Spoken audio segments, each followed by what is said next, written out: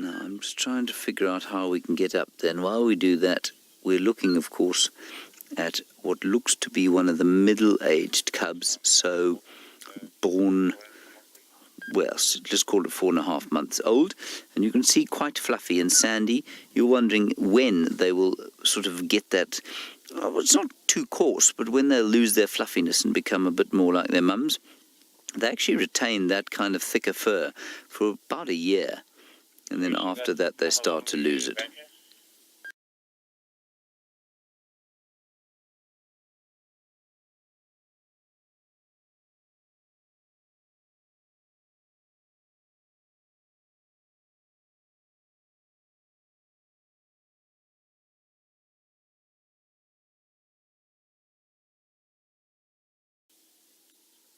Now let's try and get up there.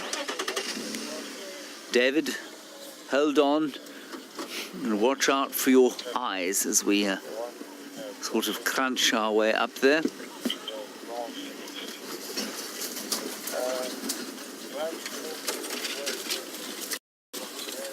Hold on, everybody.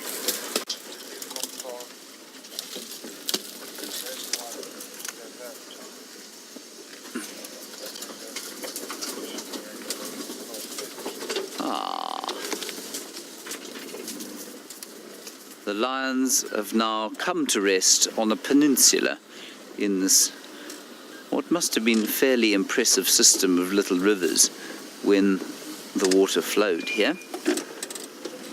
It was probably about roughly the same time that the dinosaurs roamed the earth. Hello, chaps. Look at you all. Fine lions that you are.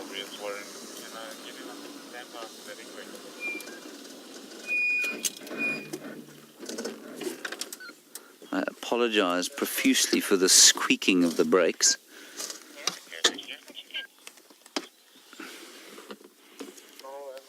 Well, now you see, Stephanie, in California, this is the great thing that I'm wondering myself. Could you get sick from a fly that's been sitting on a rotting carcass? Stephanie, I don't know, but I imagine you could. I'm hoping that the fly that got into my mouth had not been sitting on that lion bolus or on anything else the lions had.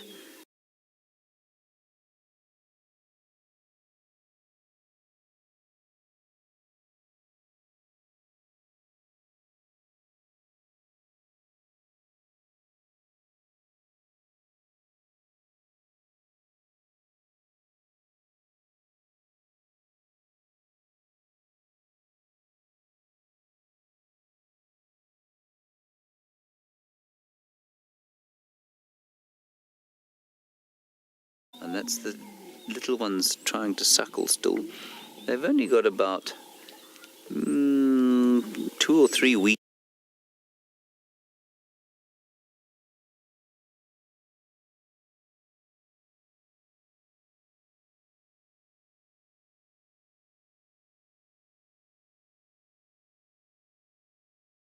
Wheeling at its mother.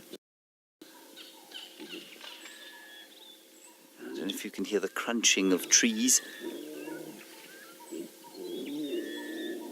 There is an elephant somewhere in there, and if I see it, I'll tell you, and then I shall tell David, and David shall film it. Shan't you, David? Yes, I shall. Yes, he shall. Good man.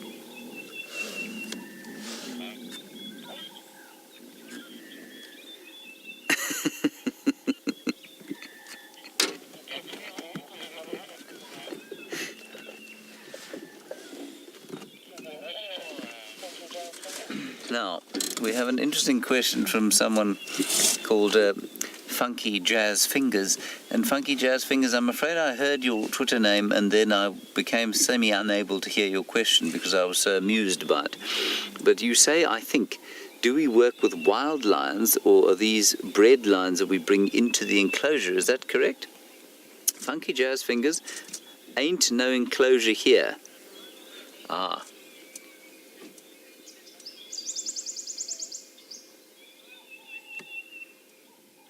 Oh, right. Okay, so you say basically, do we take lions that are no longer able to be in zoos, or do we work with wild lions and take them into the enclosure?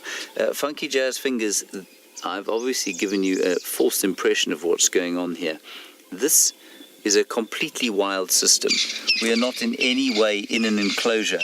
We're in part of 8.5 million acres of contiguous wilderness that stretches the entire northeastern corner of South Africa, east into Mozambique and north into Zimbabwe.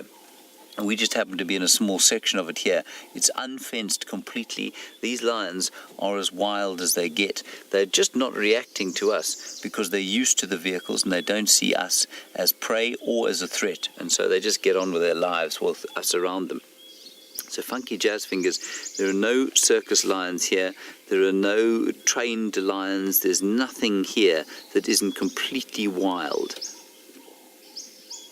And just interestingly on that, I'm going to call you FJF, Funky Jazz Fingers. You like that, David? FJF, we couldn't introduce circus lions here. They have tried, of course, to reintroduce captive bred lions to various wild areas, and it almost always fails because they don't grow up in this area. They don't have the right to resistance to disease.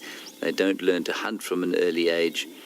And so almost universally, the introduction of captive-bred lions to wild areas results in disaster. But thank you for your question, Funky Jazz Fingers. It's very important that we address those sorts of things. And of course, I think because we're sitting so close to these animals, often people are often people are sort of have a slightly skewed impression of what we're doing. It looks like they must be trained because we're sitting next to the world's most fearsome predator, and we're no more than 30 feet from them. Dayton, you're wondering about whether or not we can use the black patches on the backs of the ears to identify them. Dayton, no. Those black patches are pretty universal. I mean, I'm sure they're all unique to some degree on the lions, but no, I wouldn't use them. What you can use, however, these chaps have got mange, and that's why that particular ear looks a bit bloodied. And so that ear will remain scarred, I think, for the rest of that lion's life. So yes, you can use the nicks and scratches that they get out of their ears. But the black patch is probably not a great way of telling.